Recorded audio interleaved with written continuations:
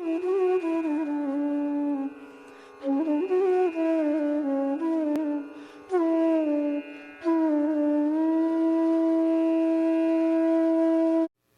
Ma, and good afternoon. Thanks for the intro, Lakshmi. So I'm going to talk about very easy recipe. There was already some interest in the Q&A session, and we can do more of that. And it is very simple, but has profound impact on the general health of people. It's so profound that I want to read out what one of our texts, Baba Prakash, says about that recipe. And the recipe is called Takra. It says, "He who uses Takra daily does not suffer from diseases, and diseases cured by Takra do not recur. Just as Amrita, which is the divine nectar, is for the gods, Takra is to humans." So by that statement, you can see how profound it is. And it is not apple a day keeps the doctor away anymore. A cup of Takra a day might keep the doctor away. Yeah. Anyways, so it's very simple. Most of you are very familiar, but probably not the benefits of the recipe. It is, the Takra translates to buttermilk, but it is definitely not the buttermilk that you get in the stores that you pick up from the refrigerator section. So forget that. And basically it is made by, it's a combination of yogurt and water. And there are actually, and then you churn. And there are a couple of churning methods that I will talk about. There are about 5 types of Takra mentioned in the Granthas. And the variation is based on the method of preparation and the ratio of water and yogurt. We're going to talk about one of it, which is called Takra, and the other one, which some of you may be familiar if you go out to Indian restaurants, you get, lassi. It is not the exact same translation. Who knows how they make, right? It's dependent on every restaurant, but it comes closer. So when you don't mix any water to the yogurt and just churn it, and the yogurt is, it still has the cream in it, and you churn, that is called gola, right? So that's another beneficial type of Takra. So we'll go ahead and look at how the basic recipe is made. So you take yogurt. Here we use organic, definitely would recommend organic whole yogurt.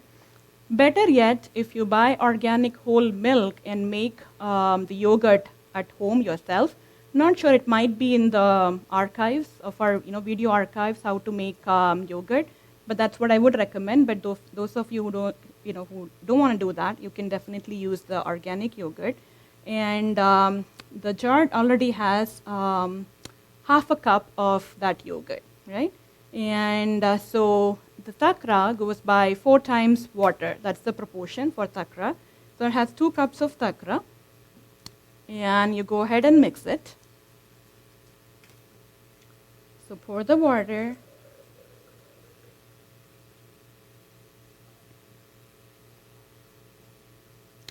And you can use a simple whisk in your kitchen to just mix it. And you make sure you mix it nicely, right, to get the air in it.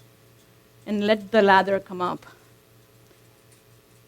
You can also use immersion blender. Again, this would be the most preferable. Our food acharya Sanjayji, he always says your hand is the best tool when it comes to cooking.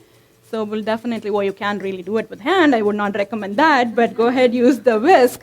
But immersion blender is good enough, or if you have a blender, then you can also do that quickly if you want, right?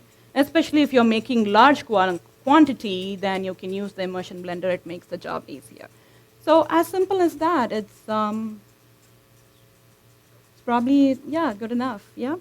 So that is the basic Takra. So whenever a recipe calls for Takra, this is what it's referring to, okay? So now the recipe variation, for most people can use, so obviously it's plain, so if you want to add some salt to it for taste, and cumin is a general purpose spice which has a lot of benefits. It's good for everybody. So you can roast some cumin fresh and grind it and put it in it in salt. Just as simple as that will give you the taste and all the benefits that you need, and pretty much anybody can use that, right? For dosha-specific slight variations, I don't know how many people are familiar with Vata Pitta Kapha dosha. Can I see raise of hands, please? Some of you, okay. So for Vata people, you can use ginger and rock salt as the recipe in it. And for Pitta people, use rock candy in this recipe. Add a rock candy, preferable, but if you don't have it, you can put sugar in it. So it makes it sweeter for the Pitta types.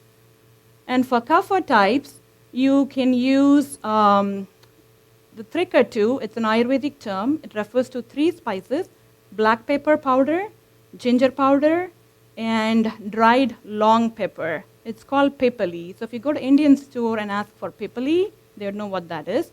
So you can mix these 3 powders in this. And there is no proportion as such. Use your, I would say, a pinch of each. If you're talking about 1 cup of takra, a pinch of each should be good. So that is for kapha people, right? So those are the variations for different. If you're dealing with any of the doshas, then those are your variations. There is also a special summer recipe, which is you will get to taste it during the after party, if I may call so. It's part of our menu today. And we use the rose refresher. I guess the packet is there. There you go. So this is specially made by our Raksha department here at Vedika. So you can put 1 teaspoon of this for a cup or so. Again, depending on your taste, how much flavor you want, so on and so forth. And it's also available for sale here. Okay. So that's the special summer recipe, and put raw candy again. So this makes a great cooling summer recipe, which you will get to taste later. And how many of you drink Pepsi or Coke or any of that carbonated drinks regularly, or know somebody? It looks like we have a good Ayurvedic crowd here, no raise of hands. But how many of you know people who drink Pepsi a lot? Okay, a few hands. Okay, so I'm going to give you a recipe. This is not in our granthas, disclaimer, but it's, forget Pepsi, okay? This is the Ayurvedic Pepsi. We probably should trademark it, Sanjay ji. So if you want to put some, you can put some onion, little for 1 cup, let's say, little bit of onion, an inch, little bit of ginger, cumin, hing, curry leaves, coriander, mint, black pepper. Believe me, it's a zing drink. It's way better than Pepsi. Now, not everybody can drink this. As you know, some of you who knows the properties of these spices, there's a lot of heating elements. We are getting into summer season, so not the right season, not for everybody. But I would recommend, if you really like to replace your Pepsi and move to something healthy, come see us in our clinic. So we will make sure we check you out to share, and make sure you can drink this, right? Okay, so that's about the variations. I think I'm running out of time, but I'll quickly talk about the qualities. So somebody asked about yogurt. So yogurt as such, we don't recommend for people, right? This is the variation of recipe that you can have. And that is because Sharanyaji spoke about the Abhishandi quality. Loose translation is it makes you retain water, which is not good. So Sanjayji talked about weight gain. That's the reason why you gain weight on that. So we don't want that, right? It's heavy, oily, so on and so forth. But then the water, which is light and sweet, actually makes the yogurt lighter. So the resultant takra becomes lighter. That's the whole concept of why you want to use takra versus the yogurt. In India, there is a place called Tamil Nadu, which is where I was born and raised. It's called actually takra land. We pretty much lived on takra, right? All 3 times. Some of the actions, it's digestive, and that is why we are demoing takra today because of the topic of today. It is an appetizer. It promotes intellect and nourishes the brain tissues, and it promotes immunity. And again, that's just the very top qualities. The way it helps in terms of overall health and specifically digestion, it actually clears your channels if you have any blockages. So when the blockages are cleared, the nutrient that you get from the food that you eat can travel more easily across all the bodies, and the cells can more easily absorb the nutrients, And if the cells are absorbing the nutrients, that's what you need for overall health and rejuvenation. In terms of specific diseases, I'll just read out a few. Dosha balancing, like we said, and for specific doshas, I talked about what variations to use. In Charaka Samhita, which is one of the texts that we read here, it says there is no medicine better than buttermilk for treatment of hemorrhoids caused by vata and kapha.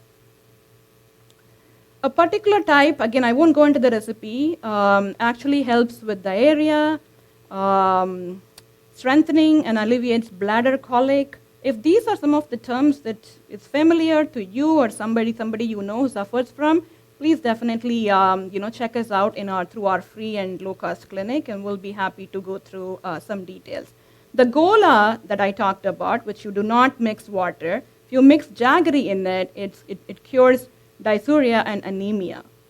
And then 2 spoons of honey to 1 glass of thakra is therapeutic for obesity, difficulty in urination, and cholesterol, and so on.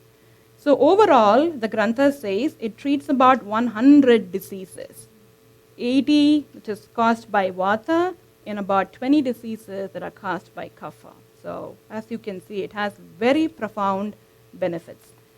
There are some contraindications, and call it amla pitta. Would you translate that? Heartburn closely? Acid reflux, heartburn sort of thing. In those conditions, it is contraindicated. And again, seasonal for early summer and autumn, which is, there's a lot of heat. Again, this is, popular myth is buttermilk is cooling. You put it on the refrigerator, you take it, you drink it cool. People think it's a cooling drink, and you can eat it, you can drink it all summer. No, it's actually not, right? So you want to be careful on those seasons. Especially for people who suffer from pitta, for hot season, it is a definite no-no. For people who are generally weak, ulcers, epileptic fits, vertigo, burning sensations in body, these are all conditions that are contraindicated for thakra. Okay?